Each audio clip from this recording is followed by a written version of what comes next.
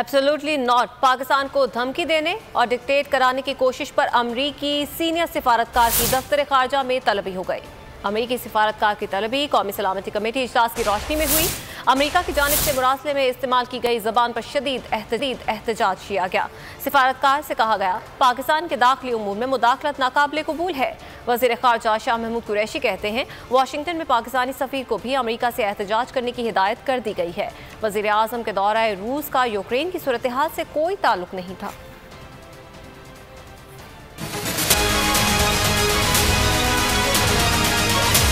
किसी की कोई धमकी और डिक्टेशन कबूल नहीं। कायम मकाम अमरीकी डिप्टी चीफ ऑफ मिशन की दफ्तर खारजा में तलबी।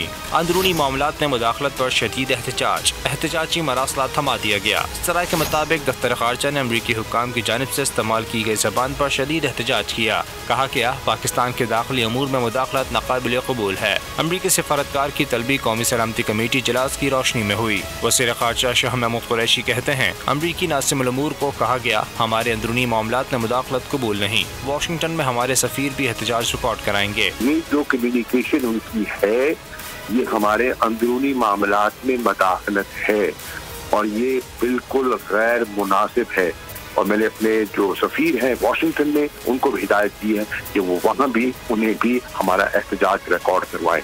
मॉस्को का दौरा कई माह से तयशुदा था। वज़ीर ख़ारजा ने कहा पाकिस्तान आज़ाद ख़ारजा पॉलिसी के रास्ते पर गामजन रहेगा। सब्सक्राइब करें और बेल दबाएं ताकि कोई खबर रह न जाए।